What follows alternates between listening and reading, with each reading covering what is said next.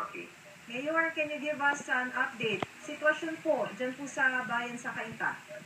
Well, as compared to yesterday, mas malala po ang sitwasyon namin ngayon because I'd say siguro 70 to 80% of the perennial areas po na may tubig is already submerged po ng tubig.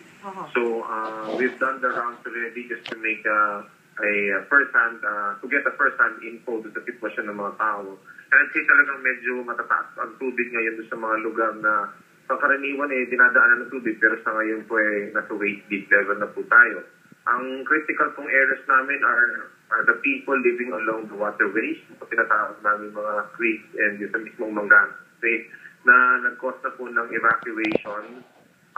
Kanya meron po kami 32 evacuation centers na binuksan for them covering the 7 barangays that were all affected. Nagkakaproblema ba tayo ngayon, Mayor, para sa dagdag na gamit para makapag-rescue ng mga nabahanan mga kababayan? Marami kaming volunteers na natanggap kanina. In fact, we already have some 6 cargo trucks ready again for dispatch na pinahiram sa amin ng ilan sa aming mga kaibigan. We're using 4 of our trucks and our vacuum machines have already been deployed in the area. Ang siguro kahirapan lang siguro, Maki, is they're doing it all at the same time. Kasi kanina, lumagpas yung opportunity na sana, nadala na namin sila kaagad. Pero hindi nila in-anticipate siguro na ang tubig ay tataas ng critical level at magiging risky for their life. Kanya medyo ngayon, nagsabay-sabay po yung aming pagtawag ng pagtaklolo. But we're adapting to it and we're addressing the issues with utmost dispatch. So ngayon po, Mayor, meron po tayong mga kababayan na humihingi po ng saklolo, hindi po naabot dahil nagkasabay-sabay nga dahil hindi po sila lumikas ng maaga. At saka hindi yata nila in-expect na yung tubig itataas ng ganyang kagrabe, no? Maybe they were expecting na yung tubig, would be nasa hanggang mga waist deep lang tayo.